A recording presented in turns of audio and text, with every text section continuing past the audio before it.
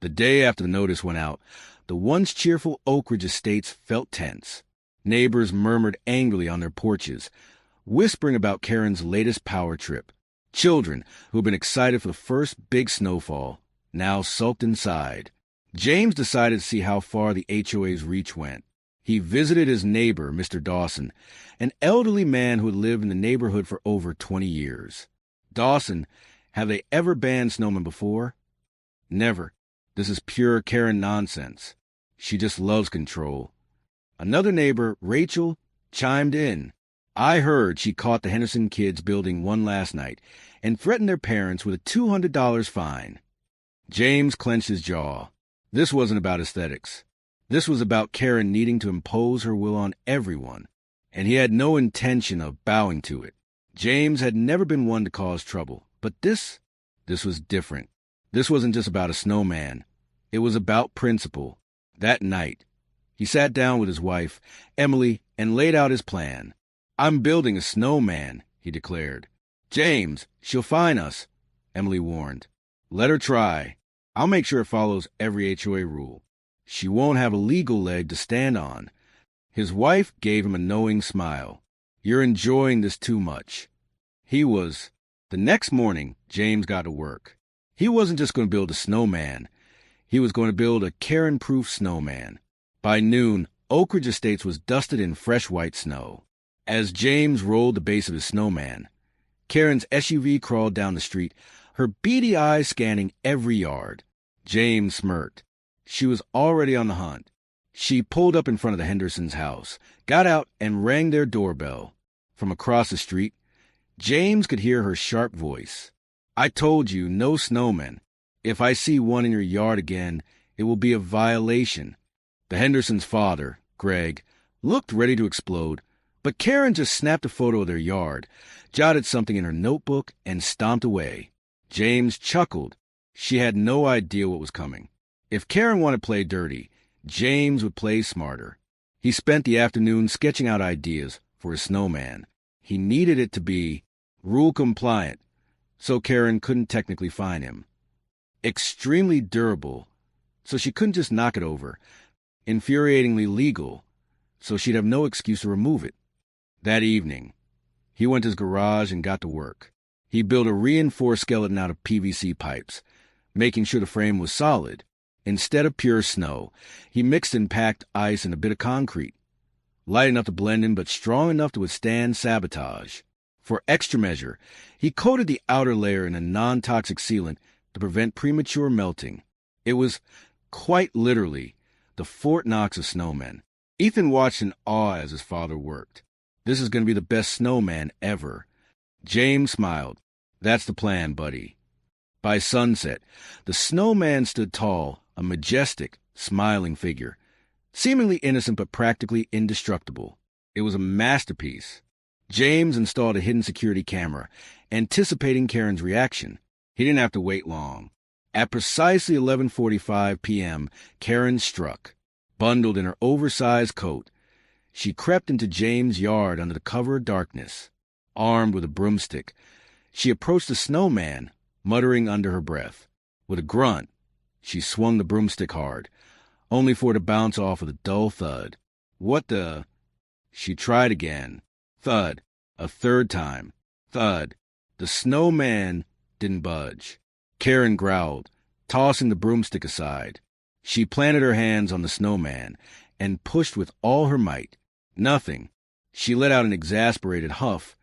Clearly bewildered, how could a snowman be this solid? James, watching from a security feed, stifled a laugh. Then came the grand finale. Frustrated beyond reason, Karen took a step back and charged at the snowman like a linebacker. Bad idea. The unyielding structure absorbed the hit, like a brick wall. Karen yelped as she stumbled backward, losing her balance and landing flat on her back in the snow. James couldn't contain himself. He laughed so hard, he nearly fell off the couch. Karen, humiliated and furious, scrambled to her feet and stomped away. Round 1, James. Round 2, just getting started. The next morning, James woke up to the sound of his wife, Emily, laughing in the kitchen. She slid a certified HOA violation letter across the table as he poured his coffee. Dear Mr. Walker, it has come to our attention that your property contains a non-compliant lawn decoration. Per HOA Section 14B, only natural elements are permitted in visible yard displays. Your snowman appears to contain foreign materials. You have 24 hours to remove it or face fines. Sincerely, Karen Whitmore, HOA President. James let out a slow, amused whistle. Foreign materials? He muttered. Since when is snow foreign in winter? Emily grinned. She must have realized she couldn't knock it over, so now she's trying to lawyer you into submission. James folded the letter carefully. Let's see how well she handles a taste of her own medicine. If Karen wanted to play dirty with HOA rules, James was more than happy to beat her at her own game. That afternoon, he dug up the HOA handbook and meticulously combed through it, searching for any mention of banned snowmen, structural requirements, or decorative materials. After an hour, he found his golden ticket. Section 14B. All seasonal decorations must be composed primarily of natural elements, such as wood, stone, or organic materials. He grinned. Snow was 100% organic. And if Karen wanted to argue about the support frame, he had an answer for that too. That evening, James drafted a response. Dear HOA, thank you for your concerns. However, per HOA regulations, my snowman is made primarily of natural materials, water in frozen form. As for its stability, I have simply reinforced the base using a harmless, environmentally friendly frame to prevent collapse and ensure safety. I trust the HOA would not wish for an unstable structure to pose a liability risk in our community. If you require further clarification, I am happy to bring this up at the next HOA meeting. Best, James Walker. Emily read it over and smirked. You just Karen. Exactly. Karen wasted no time. Within hours of James sending the letter, she was on the warpath. James was shoveling his driveway when he saw Karen standing on the sidewalk, snapping photos of his snowman from different angles. Good morning, Karen, he said cheerfully.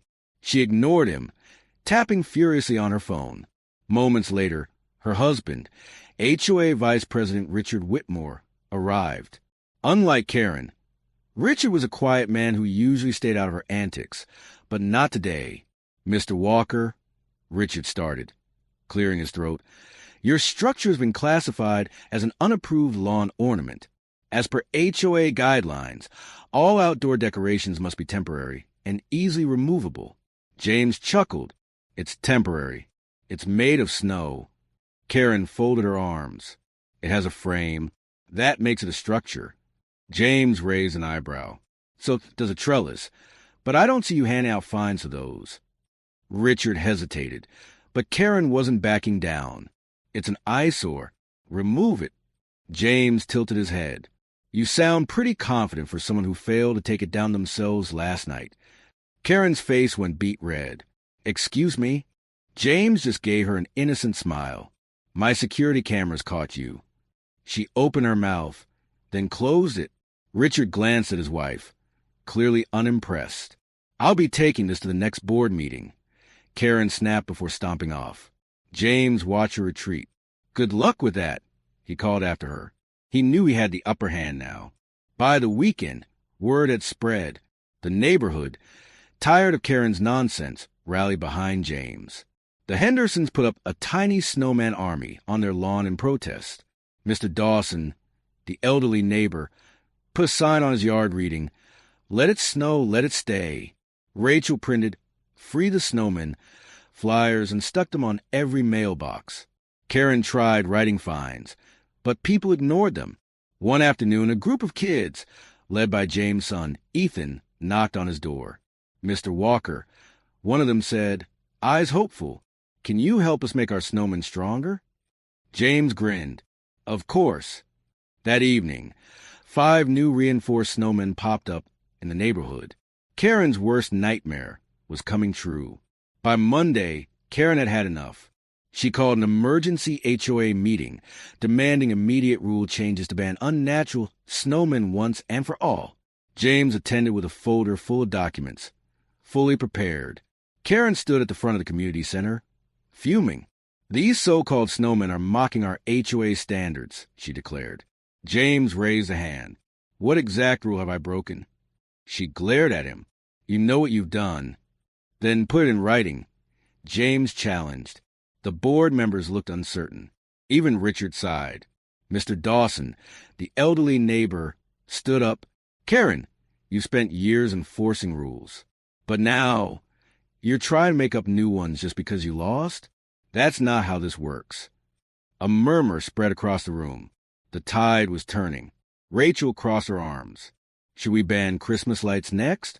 Or pumpkin carvings? Where does it stop?" Karen's face was practically purple. One of the board members, Mrs. Delacroix, finally spoke up. "I motion to dismiss this complaint." Richard sighed. Seconded. Karen's eyes widened. "You can't be serious." "All in favor of dismissing?" Mrs. Delacroix asked. Slowly, hands started going up, one by one.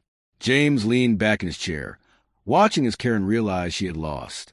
Final tally, 6-1. Karen stood there, seething. For once, she had no power. And James? He had won. James marched straight to Karen's house. He rang the doorbell 3 times. Karen answered, smug as ever. "James, what a surprise." He didn't waste time. "Where is it?" Karen gave him a blank stare. "Where's what?" James pulled up his phone, pressing play on security footage. Karen's face twitched. "Oh, that?" she said, feigning innocence. "Well, I had nothing to do with it. Maybe the city sent someone." James exhaled slowly. "The city?" "Karen, I have video proof that you hired a crew." Karen crossed her arms. "Prove it was me." James narrowed his eyes. She had made a critical mistake. She had assumed he only had footage of the workers. But James had a second camera, one right above his garage. He scrolled through the footage and pressed play. There she was, Karen, talking to the workers, giving orders. "I want this thing gone. Now." James turned his phone around. "Explain this." For the first time, Karen looked nervous. "That could be anyone," she stammered. James tilted his head. "Really? Because your car, your clothes, and your voice all say otherwise." Karen's mask slipped. "Fine. So what? It was an eyesore. You were ruining the neighborhood. I did what was necessary." James took a deep breath. "You just admitted to destroying my property on camera. You realize what that means, right?" Karen scoffed. "Oh, please. It's just a pile of snow." James smiled. "Then you won't mind paying for it." James was done playing fair. That evening, he made 2 phone calls. One to a lawyer, one to the local news. By morning, Karen received a cease and desist letter. James wasn't suing for money. He was suing to make a point. The letter cited property destruction, harassment, and HOA misconduct. Karen was furious. She stormed to James' house the second she got it. "This is ridiculous. It was just a snowman." James folded his arms. "If it was just a snowman, why'd you hire a crew to take it down?" Karen's nostrils flared. "You can't prove damages." James smiled. "Actually, I can. The cost of materials, the labor to build it, and the fact that you trespassed on my property.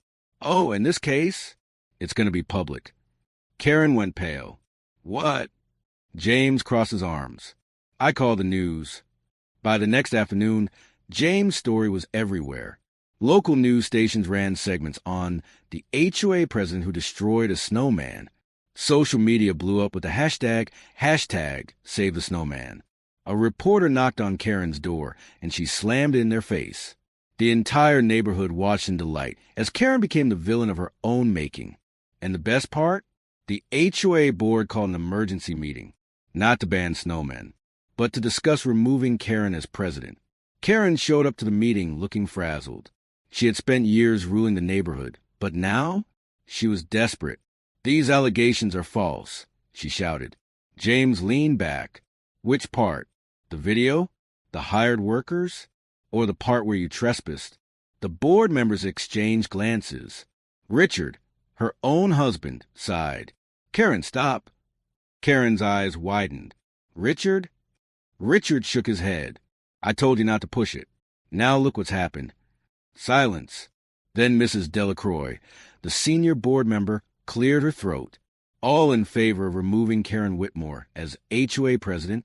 Slowly, every hand went up, including Richard's. Karen gasped, "You can't do this." But they could, and they just did. With Karen gone, the neighborhood celebrated. The Hendersons threw a block party. Rachel made Karen-free zone signs. Mr. Dawson built his first snowman in 20 years. And James? James built a new snowman. Bigger, stronger, unbeatable, Karen-proof. This time, the whole neighborhood helped. Ethan looked up at his dad and grinned. "We won, didn't we?" James smirked. "Yep, buddy, we sure did." And for the first time in years, Oak Ridge Estates belonged to the people again. The snowman stood tall, just like James' victory. For the next 2 weeks, Karen refused to accept defeat. She filed appeal after appeal, demanding the HOA reinstate her as president. Each time, the board responded with the same one-sentence rejection. "The decision is final." Karen was livid. "This is a conspiracy. You can't just kick me out." But the reality was simple. She had finally gone too far. Even her closest supporters abandoned her. Richard, now living in a hotel, refused to back her up.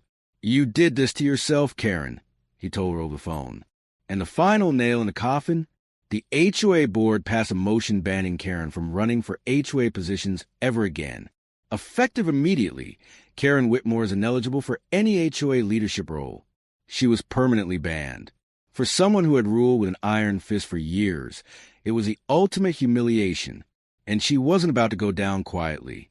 With nothing left to lose, Karen went nuclear. One cold evening, James sat by the fire when a knock came at his door. He opened it to find Rachel and Mr. Dawson, both looking furious. "Karen just filed an official complaint against the HOA," Rachel announced. James blinked. "For what?" "Fraud. Misuse of HOA funds. And get this, conspiring against a homeowner." James laughed. "Conspiring against her? She's the one who destroyed my property." But Mr. Dawson shook his head. "She's trying to bring everyone down with her." The next morning, HOA board members were summoned for questioning. Investigators from the County Housing Authority started looking through HOA financial records. Karen had hoped this would cause mass chaos. Instead, it backfired spectacularly. The investigation found that while the HOA was perfectly clean, there was one major financial discrepancy. Karen had been using HOA funds to pay for community maintenance that only benefited her. For $1,500 spent on landscaping for her backyard, $1,200 charged to the HOA for streetlight repair on the street she lived on, and the final kicker? A $900 snow removal fee on the same day she hired workers to destroy James' snowman. Karen had just exposed herself. The HOA board wasted no time. They sued Karen for misappropriating funds. She had tried to drag them down, but in the end, she was the only one who drowned. The lawsuit destroyed Karen. She was forced to pay back over $10,000 in misused HOA funds. She was officially banned from any future HOA involvement. Her name became a joke in the community. Richard, completely done with her, filed for divorce. "You cared more about rules in your own family," he told her before walking away. Karen tried to fight back, but with no power, no allies, and mounting legal fees, she had only one choice left. She sold her house and moved away. One cold morning, James watched as a moving truck pulled out of Karen's driveway for the last time. Ethan stood beside him. "Is she really gone?" James grinned. "Looks like it, buddy." The neighborhood was finally free. With Karen gone, the HOA board made major changes. At the next meeting, Mrs. Delacroix announced, "We have proposed new amendments to ensure no future HOA president can abuse their power like Karen did." The new rules included: no single person can enforce fines without a board vote. Seasonal decorations, including snowmen, were officially protected. Any HOA president caught misusing funds would be immediately removed. The community cheered. For the first time in years, the HOA was about helping residents, not controlling them. And James? He felt like he had won something even bigger than a snowman fight. He had won his neighborhood back. A year passed, winter returned, and with it came a new tradition. The first ever Oak Ridge Estate Snowman Festival. Families built massive snowmen, snow forts, and even snow sculptures. Rachel made a snow version of Karen, complete with an angry scowl. Mr. Dawson, now the new HOA president, gave a speech. This festival is a reminder of what happens when we stand together. No HOA should control our lives. No one should take away our right to have fun. And thanks to James, we never have to deal with another Karen again. The crowd cheered. James looked around, seeing smiling families, happy neighbors, and kids playing in the snow. This was what a community was supposed to feel like. Ethan tugged on a jacket. "Dad, we need to build another snowman." James ruffled his son's hair. "Let's make it the biggest one yet." And as he packed the first snowball, he thought to himself, Karen tried to tear this neighborhood apart, but in the end, all she did was bring us together. And that was the greatest victory of all.